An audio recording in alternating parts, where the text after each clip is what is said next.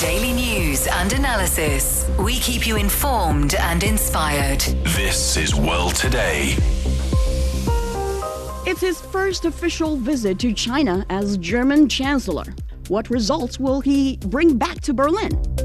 He's the fifth European state leader Beijing has received in less than 3 months. What implications does it carry for the future of China-EU relations? Welcome to World Today. I'm Tuyun in Beijing. Joining me to unpack Friedrich Merz's first China visit as Germany's leader, Dr. JIN Ling, a senior research fellow and the head of the Department for European Studies, China Institute of International Studies. Dr. Hans-Peter Burghof, a professor and the chair of the Banking and Finance Department at the University of Hohenheim, Germany. And Dr. George Tzogopoulos, the director of EU-China programs and a senior research fellow at the European Institute of Nice. A warm welcome to you all. So let me begin with our German guest here. This is Chancellor Merz's first visit to China since taking office last May, as we've mentioned. Some have called it long overdue. So for Germany, is it? I think it is. I mean, this is the third largest economy in the world, talking with the second largest, potentially once the first largest in the world, and they should have been talking. But communication has become difficult during the last government in Germany, maybe even on the Chinese side. I don't know this, but this communication was difficult, and so maybe it's better to have such a visit very well prepared so we have results. We can say something positive to develop the relationship instead of doing things too fast. So it is overdue, but it should also be well prepared. And I've got a feeling it was well prepared, so there are positive results, or at least some positive feelings, which could help. Actually, it's better late than never. And what's more, both sides have more time for preparation, as you mentioned. So Merz said his goal was, I quote, find partners in the world who think the way we do, who act the way we do, and who, above all, are prepared to shape the future together so Germany can preserve prosperity and its social model. So, Dr. Jin, how do you interpret those words? Actually, it reminds us about a kind of saying that to cooperate with like-minded partners. The like-minded partners actually has aroused a lot of debates within the academic circles. Whether that it only means that Germany could only cooperate with those who have the same ideology with Germany. So it's a very big question mark for all of us. But actually, if you look at the third part of the quote, who above all are prepared to shape the future together, I think that is the highlight of the quote. I think both Germany and China would like to share the future together because we are facing the common challenges, and also we are have the commonalities in the common development. So that is exactly the meaning of a cooperative message I could sense from the quotes. Actually, China and Germany are different. China will not act in German's way, and German will not think in Chinese way. But whatever different views we have, what different ways of doing things we have, that shouldn't be a barrier for our cooperation. So that is what I read from this kind of quote. Anyway, the cooperative message, the partners, I think German Chancellor Merz this time sent out to China. It's important for the visit. Right, we'll dive deeper into what he actually achieved in China later on. But to Dr. Tzogopoulos, Merz linked his visit to safeguarding Germany's prosperity and high social welfare standards. So from a third country's perspective, why do you think he sees China as relevant to that goal? Well, to start with, the visit of Chancellor Merz to China is highly significant because Germany is the most important EU member state. And within this context, both at the bilateral level and at the level of EU-China relations, for the German Chancellor to travel to China is a very significant development with potential repercussions also for EU-China relations. Right now, the German economy is not enjoying the impressive growth rate of the past. On the contrary, growth in Germany is anemic. And in that regard, Germany is looking for partners in order to stabilize its own national growth, which is suffering by external challenges, more importantly, the war in Ukraine. So China and Germany are partners, and Chancellor Merz understands that without collaboration with China, the German economy would not be able to recover as it was happening during the years of Chancellor Merkel. So I would explain what you nicely pointed out in the question on that basis. The interest of Germany to further proceed with reforms and further boost its economy through collaboration with the Asian giant, taking into account the importance of China in the international system and the fact that China is the second biggest economy in the world. Indeed. Actually, last year, China once again became Germany's largest trading partner, and German direct investment in China hit a 4-year high of 7 billion euros. And despite the geopolitical tensions, German firms are not pulling out. Many are actually expanding. So, Dr. Tzogopoulos, what does that reveal about the real economic logic of the relationship then? It is very important to mention that beyond the data of last year, trade between China and Germany was booming for several years, especially in the period of Chancellor Merkel. Certainly after the COVID-19 pandemic, there was a decline that was witnessed. But in the last years, trade was rather stable. 2025 certainly was a special year because of the tariffs that President Trump introduced in the international trading system. And this could not but have some repercussions also on the trade between Germany and China, as it was the case also with the trade of other EU member states and China. But at the same time, the Chinese market is highly significant for Germany, and this does not change. So I would explain the numbers that you precisely mentioned on this basis. On the one hand, it is certainly the impact of the tariffs of President Trump. On the other hand, it is the significance of the Chinese market, which does not change. And next question goes to you all. Maybe we start with Dr. Burghof. Did Merz actually achieve his goal in China? I think he did, because they gained visibility for this relationship. And that is an important goal. He gained visibility as a European leader, which he actually is at the moment. There's several reasons, weakness of some other leaders, but also the growing role Germany plays, especially in the financing and support of Ukraine, where Germany now plays a really major role. So this acceptance of Merz as a European leader, this has been reached, and this can strengthen the relationship between Germany and China. This can strengthen also the position of Germany in the discussion with China, which has been pretty weak on the last government for several reasons. And so in this context, he did achieve the goal. I mean, he can change part of the political position China takes. He cannot really change so fast, at least, the industry policy China is performing, which leads to certain stress, which leads to trade imbalances, which leads to concerns with regard to intellectual property, where Germany says this is not sufficiently protected in this relationship. So these things he cannot easily change, because it's been a trend in China for many, many years. At least he achieved that we discuss these issues and see there are hindrances to the development of the relationship. And in this respect, I had the feeling that he was successful with his visit. But obviously, visibility is not sufficient, or is not satisfactory enough, I think, for the Germans. So what would you say concrete results he's clinched during his this visit then? Well, there was a big deal. This is something, how should I say, to make a good atmosphere. That's what he achieved. Everything else will take more time, and discussion behind the walls where we cannot see it, because we really must come to a situation where we can work together on a basis that leads to more trust again. There's some trust lost in the past. We must be aware of that, and this takes time to work on that. This is something you cannot get from a single visit, but you must debate in which form we can cooperate so it's good for both sides. And I think this debate is going on with the European Union, but it has hopefully got some impetus from this visit.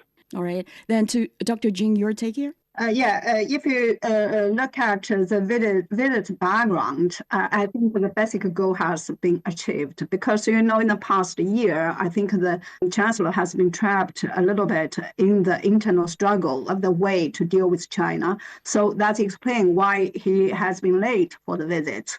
But nowadays, the visit come true, and also he sent out the very clear message of a cooperative ways to deal with China. I think that is a kind of response to the turbulent international environment.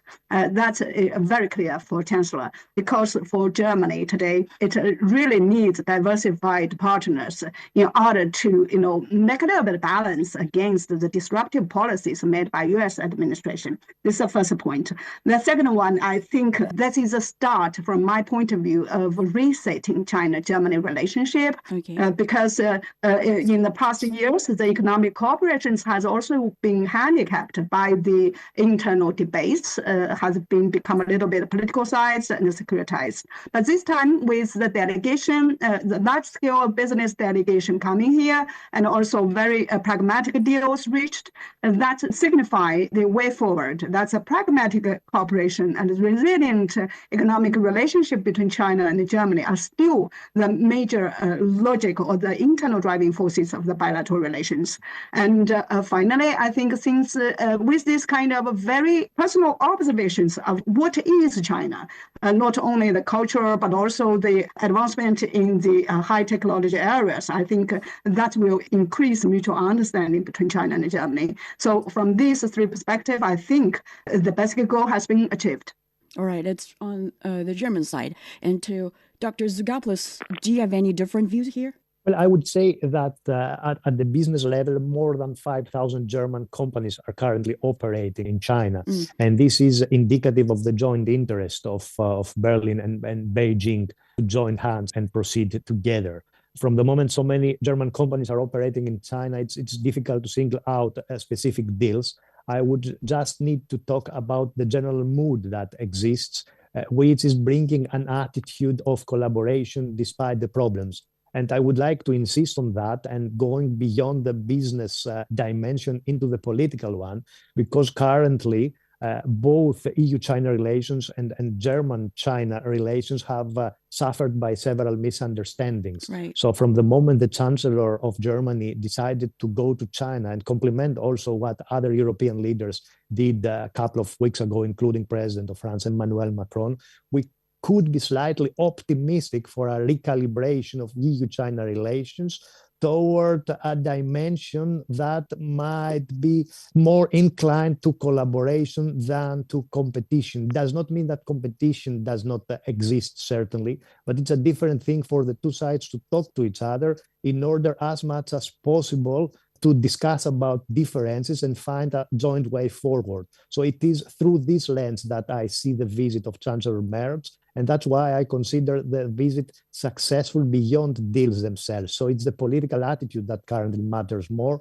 than the announcement of specific deals. We'll explore the dimension of EU-China relations later on, but on the Chinese side, Dr. Tzogopoulos, do you think Beijing is satisfied, or what's the biggest achievement for Beijing? Well, from a Chinese perspective, I would see that from the moment so many different European and other Western leaders are traveling to China, it is a sign that the decoupling policy is not yielding results. And this is certainly positive news about China. However, at the same time, China is very well aware of the different European and German policy vis-a-vis China over the last couple of years. And this does not change overnight. So we have a new chancellor in Germany for approximately 1 year now who is in power there. And certainly now he's the most important leader in the European Union, because President Macron is certainly very powerful and very important, but he has like 15 months more in power. So Chancellor Merz is right now the leader of Germany, is right now the leader of the European Union. So from the moment he was in China and he led such a big delegation there, this perhaps could bring a sign of collaboration. Again, problems are there, but it depends on whether we see the glass as half full or as half empty. Dr. Jin? I think that it's important to see the background again because of the very rapid change of the international context. China urgently also need to cooperate with other countries, especially European ones, to join hands with us to defend the multilateralism. I think this time the visit has expressed very clearly that China and Germany will cooperate to defend the international system centered on UN Charter. This is the first point. The second one, I think, as the second and the third biggest economies in the world, China and Germany has had very close ties economically. But in the past 3 years, I think it has been influenced by the kind of debates of de-risking. This time, if you look at the narrative Chancellor Merz has sent out during his visit, I think cooperative is a major rhetoric sent out. So that is also important for China to further explore the potentials of cooperation economically. This is the second one. The third one, I think we should never overlook the importance of people-to-people exchange. So this time, when Merz visited Forbidden City, to quote the poems, that signify the very long-term interact between China and German culturally. So that, I think, is also a very important dimension of the bilateral relations. So far beyond that, I think the principles set jointly by the two sides, that is, we should advance the bilateral relationship based on the principle of equality, mutual respect, and mutual beneficial. And these are the principles China has ever called for. All of these, I think, are important for China. Right. The principles are there, and I think both sides have reached agreement there. But let's narrow it down to something like a trade imbalance. I think Dr. Burghof mentioned it's unlikely for both sides to solve this issue in a short period. But Dr. Jin, do you see any sign that Beijing is ready or has had its plan to settle this issue this time? I like to say the trade imbalance issue couldn't be solved only by Beijing. It needs a cooperation between China and Germany, because if you look at the increasing trade imbalance between China and Germany, you will see some very basic factors there. The first one is the electrification of car industries that make the traditional car industry of German side in a less advantageous position. But Chinese electric cars, a comparative advantage is a kind of future-oriented, policy direction. Is in line with the dealing with climate change. Is in line with the green transformation. And secondly, because of the energy cost increased a lot because of Ukrainian conflict, that makes the chemical industry actually would like to move more investment in China. That also increase Chinese export to Germany. And also, last but not the least, is increasingly a competitiveness of Chinese manufacturing industry. All of this actually is the result of the economic transformation between China and Germany, of course, also between the cooperation. So how to deal with kind of imbalances, we should never count on the one side's effort. We need joint efforts. For example, to look far beyond the trade deficit perspective, how to combine the trade and investment together, and to see, joint innovations to promote the dual transition we have mentioned, green ones and digital ones. That will open more space to solve the issue. Dr. Burghof, do you agree? And looking ahead, where could we see tangible breakthroughs? Dr. Jin just mentioned trade and investment, and Dr. Tzogopoulos also mentioned we should probably go beyond just business and to political dimension. Do you see any possibility there, cooperation even in regional security? Let's say. All of this. This makes my answer a little bit complicated. Right. It says, yes, all of this is right, but it also has another dimension for sure. I mean, Germany must make itself more attractive as a trading partner. We have some degrees of efficiency due to over-bureaucracy. We don't treat the green transformation very well. We do it not very cost-efficient. We must really work on these issues. There has been much ideology in the past in Germany which led to economic decisions which were not very wise. We still have very, very high potential, so maybe we could afford this for some time, but it must become more attractive to produce things in Germany in general, not talking about China at all in this respect. But the task of Mr. Merz and his government, and have to work on that. How well they do it, that's our internal debate. I won't try to bore you with. But that's something we really must do. On the other hand, there's always a debate of subsidies from China, where the European Union says many of these subsidies are unfair and aiming at getting some market power in certain segments of technology, which leads to problems. It's the availability of certain raw materials we need in the digital transformation, where China is making things complicated, bureaucratic, slow, and makes it difficult to uphold this global supply chain we had in the past, which led to much growth in both countries. So we must talk about these issues, how we make this more reliable, how make this more efficient to have production in Germany based on a supply chain which includes China. There we have problems as well. And the political issue, yes, I must say it again, I mean, Ukraine, the question of Russia against Ukraine is there, the war is there, and this is for sure disturbing the international landscape all the time. We can't get this war to, to stable and that is acceptable for both sides. Big power conflict, and Germany is deeply involved in that. As I told you, we are paying billions and billions to support Ukraine. We're helping Ukraine in many, many respects. We are, in this respect, deeply involved in this conflict, and the whole European Union is, the United States are. This is like an open wound which is always festering and making problems for us. Maybe you nailed it. That's where the problem is, always linking political issues with business issues. Right, Dr. Tzogopoulos? Well, certainly economics go together with politics and geopolitics. This is nothing new. I mean, the history of international relations is suggesting so. So even if the emphasis is given on economic deals and other business collaboration efforts, this could not have an impact on geopolitics. Right now, the German and the European policy in general is this. There is a concern that the fact that economic collaboration with Russia before the war in Ukraine did not prevent Russia from starting this war might be considered a lesson on how Germany and the European Union understand international affairs. This does not certainly mean that China is Russia, but at the same time, taking into account that China is the second biggest economy in the world and then the rising power in the international system, that type of thoughts are dominating right now the European media and political discourse. And it is this reason why I consider the visit of Chancellor Merz to China highly significant.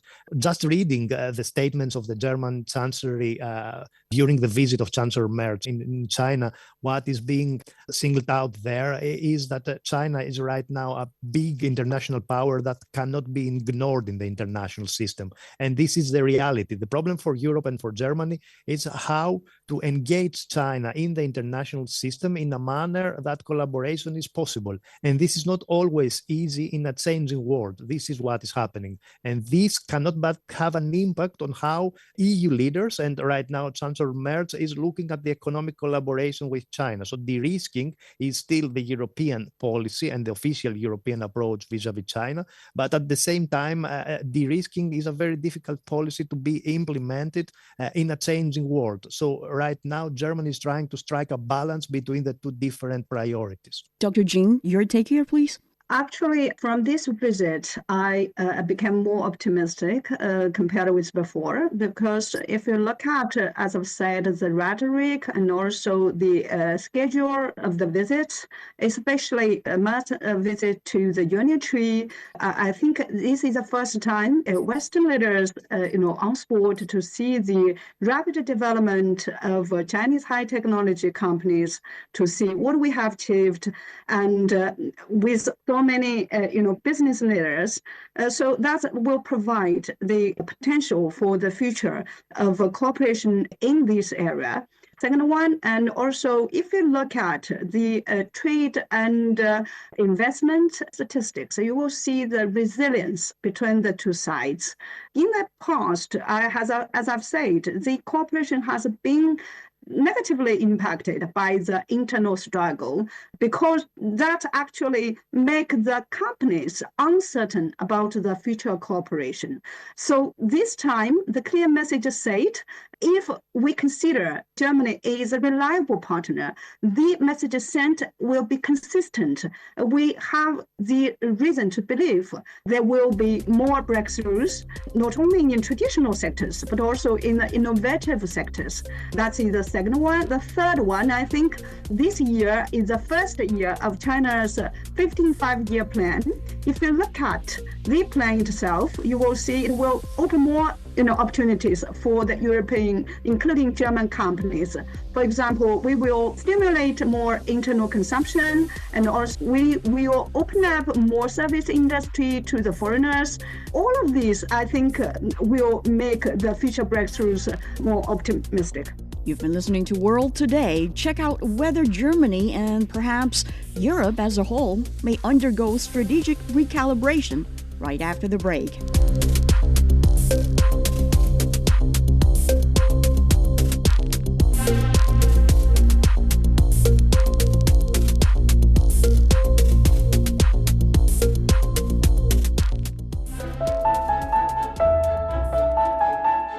Welcome. I am Chu Zhang, Deputy Director at the Center for Middle Eastern Studies at Fudan University. On the World Today program, we will dive beyond the headlines to uncover the stories, trends, and impacts that connect states across the globe. Join me on World Today.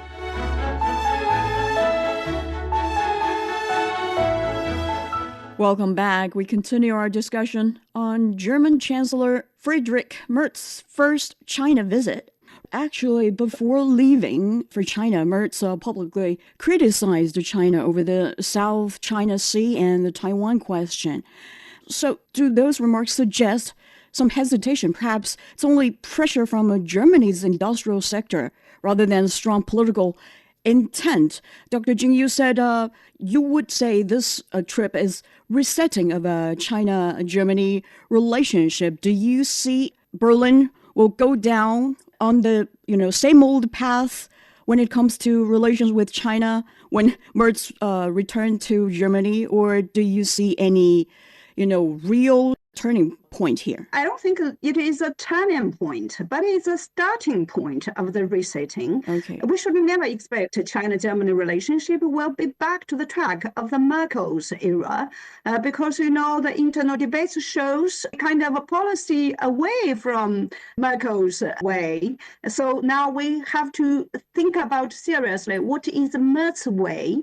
The visit is a starting point to see what exactly is Merz's way.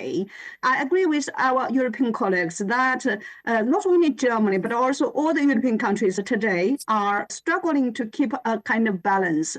On one side, to think that China is opportunity for the economic growth and development. On the other side, because of the politicized sentiment there, they consider China as a kind of risk.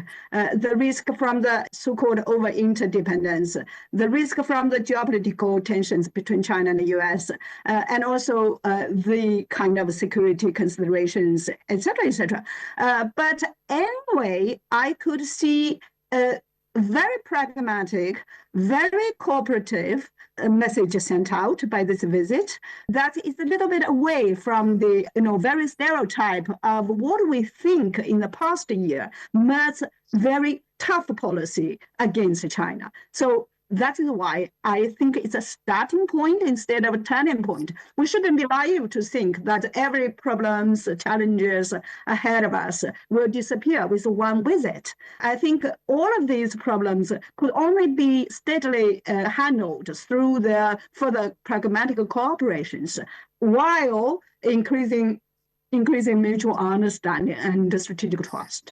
Dr. Burghof, your perception here, would you say the visit is some turning point in Germany's strategic recalibration, or is it start like Dr. Jin just meant, to start to turn around, probably? I always also had the feeling it's kind of restart, because, much of the problems between China and Germany had to do with a certain kind of communication we had in our last government, which made the representatives, especially the foreign minister, a difficult guest for China.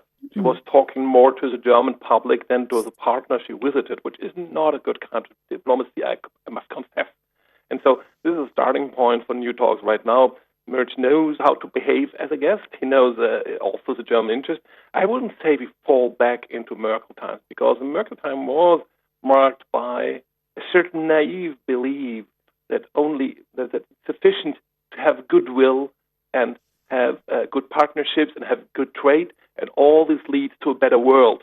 This helps to go to a better world, but you shouldn't deal with partners in a naive way. And as my colleague from Greece said, And this way of behavior, I don't think we will see this on the European side again. So Chinese, if the system is different, has its own structures, we will deal with these structures, hopefully in a rational way. Maybe this is also good because it leads to a more realistic environment for both sides and will avoid disappointments. And I hope this is what Merz and the European Union will follow in next years. Dr. Tzogopoulos, do you think Beijing has a, maybe, if you will, better understanding of that, or good understanding? To start with, it is important to mention that China and the European Union, certainly China and Germany, believe that they should build together a multilateral world. This is highly significant, not only in the years of President Trump, but in general, irrespective of future results of presidential elections in the United States. The big question is how this could happen from the moment that some differences persist, and up to what extent the joint economic interests can build a joint way forward as far as multilateralism is concerned. Again, it is very difficult for this to happen, and both sides know very well the positions of the other. The question again is up to what extent the dialogue which is being intensified, and this is one of the practical results of the visit of Chancellor Merz to Germany, could lead to a new level of collaboration where differences might not be necessarily bridged, but might be solved in order for the two sides to proceed together and contribute to some stability in a changing world. This is the most important challenge. Again, I read very carefully all statements on the website of the German chancellery and during the visit of Merz. And this is being clearly singled out on the website itself, that China is a partner, but at the same time, Germany and the European Union have their own interests. But dialogue is important. And from the moment governmental consultations start again, and this has been one of the main goals of Chancellor Merz by visiting China, to start again these governmental consultations, we can be optimistic that the two sides, despite the differences, can proceed together. Then how close do you expect China-Germany ties to become in the coming years?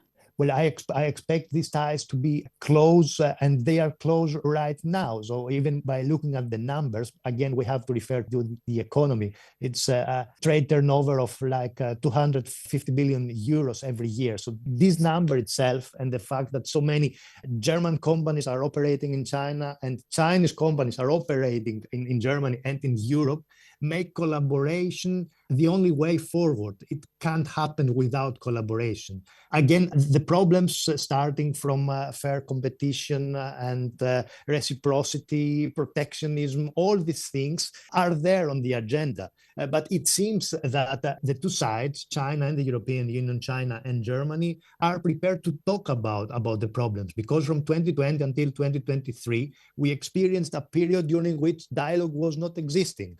From 2024, more or less, the situation became better. And now we have a new German chancellor who visited China in the interest of collaborating with the Chinese side. So again, I agree with the two distinguished speakers that we can't expect the problems to be solved over a visit, but it can be the beginning for a new era where problems will exist, but collaboration will remain feasible.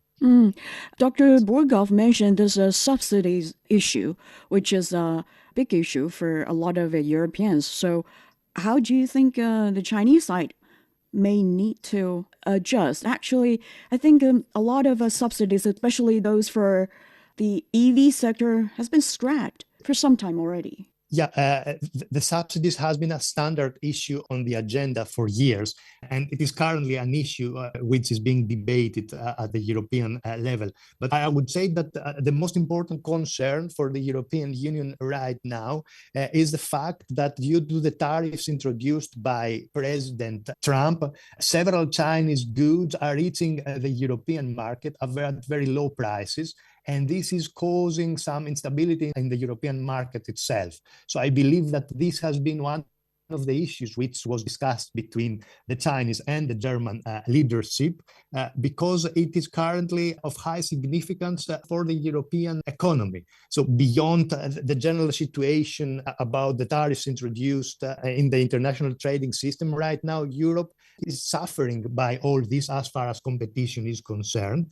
And at the same time, as Dr. Jin mentioned before, the Chinese government is right now placing a lot of emphasis on boosting the consumption internally. There is a plan which was recently announced. So all these are important developments that have to be carefully studied in the European Union. I doubt that this is the case because the understanding of China in Europe remains problematic, but there are still opportunities in order to look at how European companies and European countries can better benefit by approaching the Chinese market. So yes, I agree that subsidies are on the agenda, but I believe that we should go beyond this into other issues which are currently urgent, I would say. Right. And Dr. Jin, what would you say? How close do you expect China-Germany ties to become? And what do you think both sides need to do to show their sincerity if they really intend to get closer in the near future, if that's what both sides are after? I could say today there's still a kind of special relationship between China and Germany. But I agree with our European colleagues that China and Germany ties are always being very close, if you look at the statistics and also people-to-people exchanges. And in the future, how that kind of ties will become much closer, I think it depends on a lot of variables. The first, I think, is what you've said, sincerity of cooperation, because we see the internal debates are still there as regards to the ways dealing with China. We hope the kind of so-called turning east of those Western countries are not a kind of a tactical one, but a strategic ones. Because if you look at the turbulent world today we are facing, it really needs the joint hands of China and Europe to commonly endeavor to solve the problems. And that means if we keep the spirits of a partnership instead of the lens of geopolitical tensions or the lens of political the systemic rivals, definitely the ties will be closer because, as I've said before, the more new areas worthwhile to explore for the further cooperation multilaterally, more areas need us to join hands. I think that is the future, should be the future direction of the bilateral relations.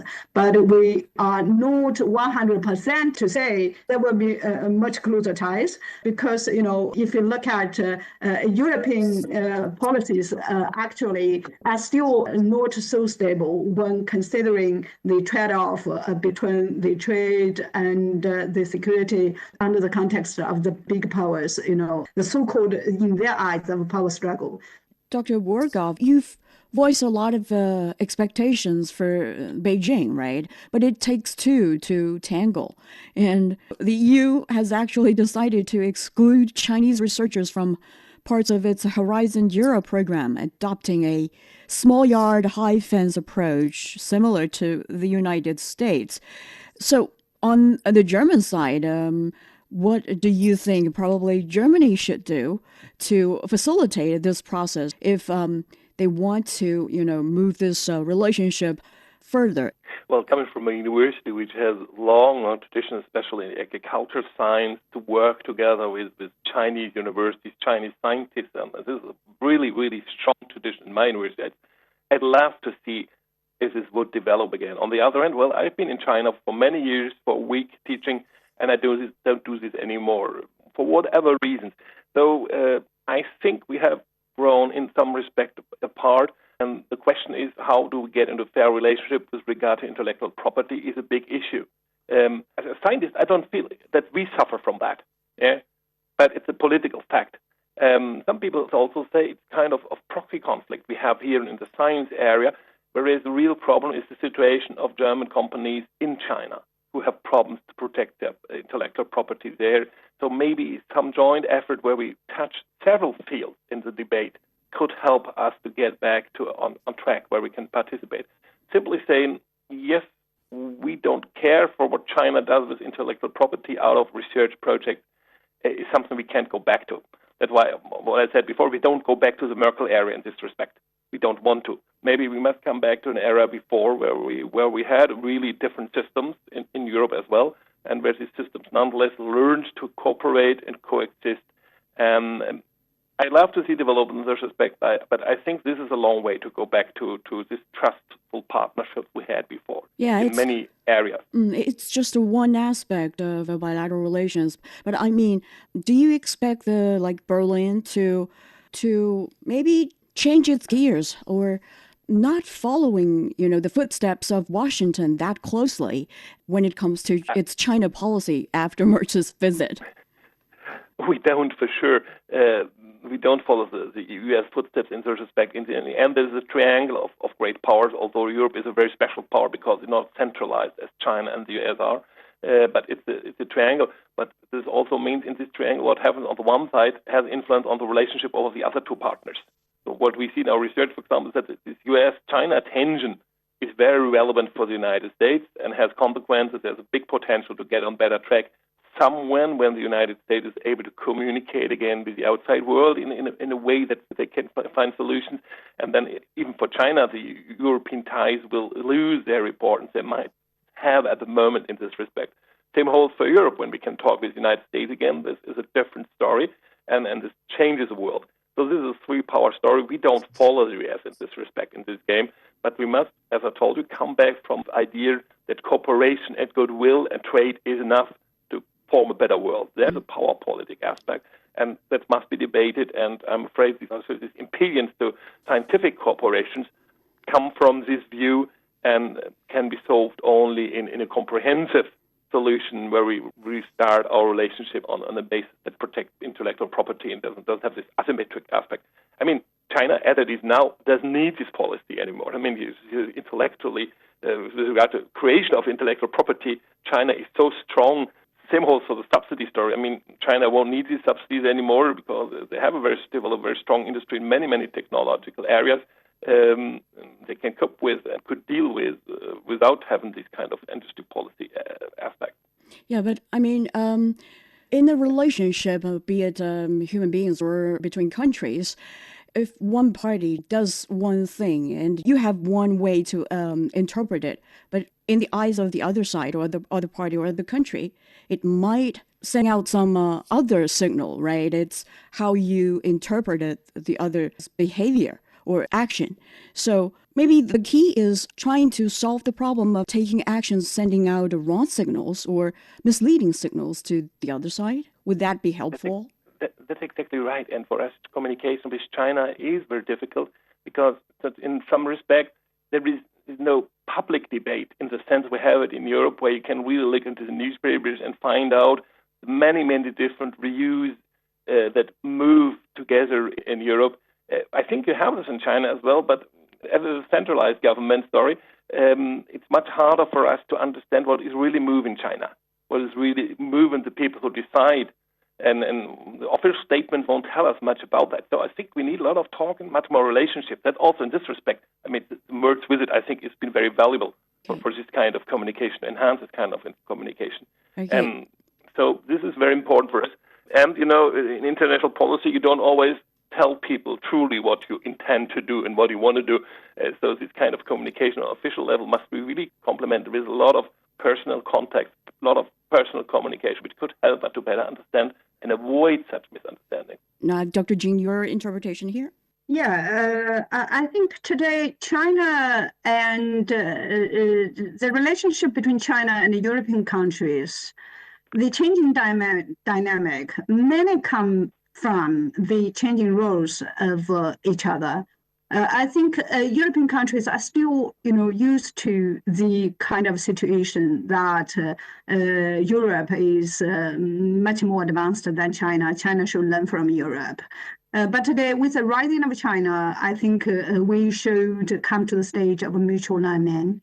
So the key question is how EU should, or European countries, including Germany, should adapt to the new situation that China has been rising in the world as an influential power. The second one is, I think China is different from Europe. I think we have talked about the issue. When Merz said we have partners with the country who have the way we think, the way we do. But I've said very clearly, no countries in the world can think almost in the same way, acting in the same way. We all have our own characteristics. So it's important for us to see the convergences when we are different. That means, return to the key tenet of EU integration. That is, we could seek unity in diversity. I think that is a second point I like to mention. And the third may one, I interrupt at that point? I think here this is the we motto should of the European Union, by the way. I know. Unity in diversity. By the Thanks union, for but citing we that one. We also love that. have the same. We also have the same philosophy, actually. When we say we could put aside the differences while thinking the commonalities, don't you think that is almost in line with each other? And also, I think the third one is we should never forget the big elephant in the room, that is the US.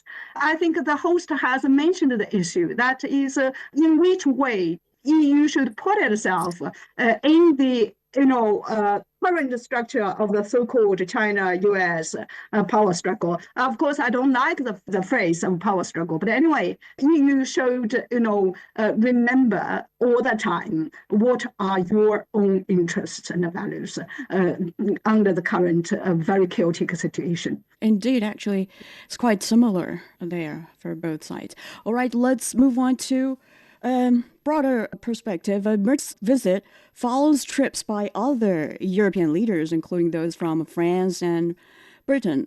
So is Europe undergoing a broader strategic recalibration? Although some of you may have touched upon this. Dr. Tzogopoulos? Yes, thank you for this very important question. It is here where the concept of strategic autonomy of the European Union is relevant. This means that the European Union wants to be a robust and powerful and flexible international actor that might be able to serve its own interests in a changing world and not being squeezed in the competition between China and the United States.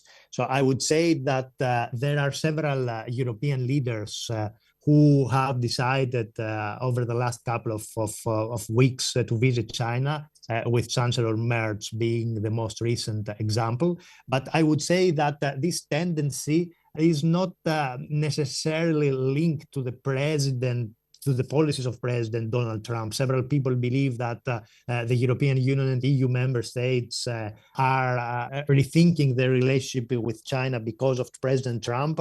My personal research suggests that this tendency started in 2024 under President Biden.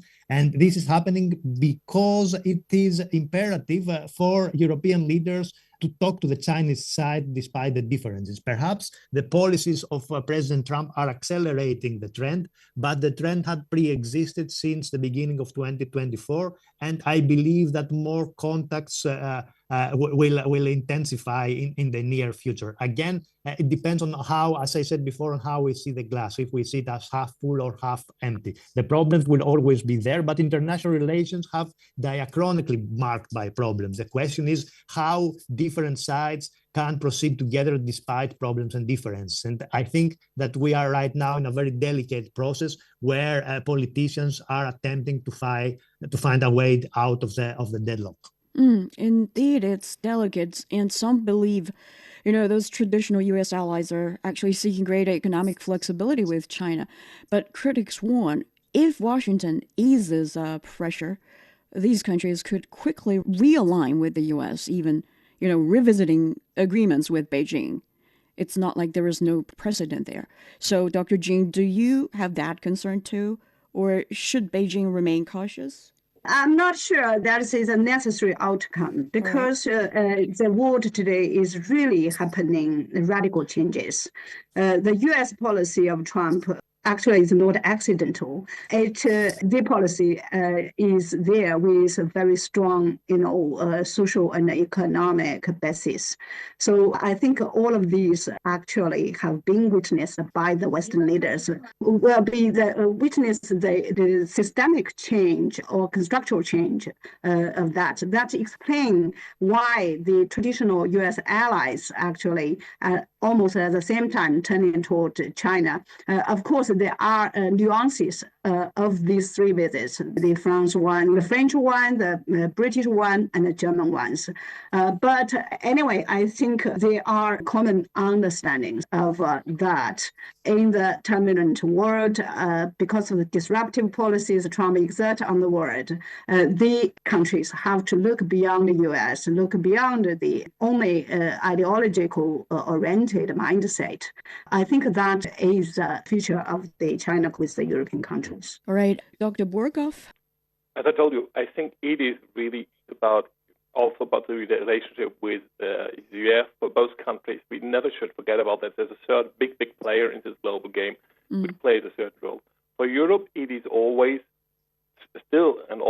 the situation that our first partner in this global play is the United States. And this will not really change because we have so many ties, apart from trade, political ties, historical ties, and this still will play a big role. There is nothing like an uncoupling of Europe from the United States. This will not happen in this sense. There will be new U.S. governments with a different role. So that's something China must be aware of if they don't want to be disappointed from the relationship. That this third partner in this global game is always there and that it plays a dominant role still for Europe, even under Donald Trump, even in this special situation at the moment. So this is a warning I would have with regard to China, not to be disappointed. For everything else, as I said, cooperation is very possible. And as I told you before, the motto of the European Union is united in diversity. And we see in a positive interpretation of this official motto of the European Union that diversity is a good thing and that the world can profit from different countries having different concepts. As long as not one concept is trying to dominate all the other ones on the globe, this is a very beautiful situation which leads to more global stability, to bigger diversity of ideas, of concepts, how to live, how to organize states, and to things like that. That's a very positive aspect. And if we get back from this, this normative concept saying everything must be like at home because we think at home in our country is best, then we can have a very fruitful partnership in the future. And I'm looking forward very much to that. All right, last question to you all. As Chancellor Merz wraps up his first visit to China, what message would you offer him? Let's maybe begin with Dr. Jin. I would like to say, just believe in what you have witnessed with your own eyes. Because before coming, I think Merz maybe have had a lot of different perceptions as regards to China. There are some misperceptions, of course, and misunderstandings. So believe in yourself, believe in your own eyes, what you see of China, China's own development, China's culture, etc., etc. Dr. Hans-Peter Burghof, please. I would link this to the European Union motto, United in Diversity, saying united in learning about each other. And this was helpful, that this was a state visit where really Chinese leadership met our chancellor, which is at the moment the most important leader in Europe for whatever reason, and learned about his personality, about the potential in this relationship, and that he learned more about China and about the leading persons in China. This is a helpful learning process. And last but not least, Dr. Tzogopoulos.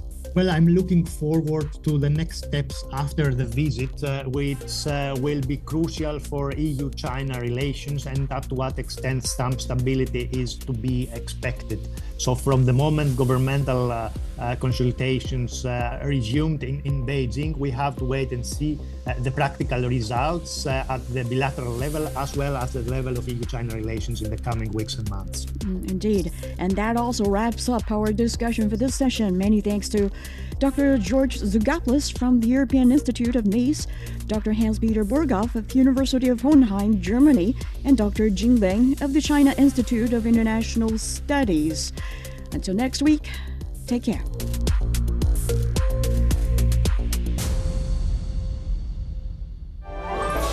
Welcome. I'm Ilaf, Allard, economics professor and member of the Data Science and AI Center at New York University, Shanghai. On the World Today program, you can find in-depth and impartial insight, as well as critical commentary on key trends in the Chinese economy, financial technology, business, and blockchain. To prepare for the world tomorrow, join me on World Today. The strong wind was howling and whistling. He was the first Chinese citizen to graduate from Yale University in the mid-19th century. I was born on the 17th of November. She had prominent features. 3 of us were old enough to lend a helping hand. He navigated between 2 vastly different cultures and moved further to realize his dream and promote understanding between the people of China and the United States. Ye Mingxing was a native of Hanyang. I realized no danger. China is really awakening. Come and join us in discovering the incredible journey of Yong Wang in his autobiography, My Life in China and America. Check out the Audible stories on radio.cgtn.com and all major podcast platforms. Just search for the podcast Books and Beyond and find My Life in China and America.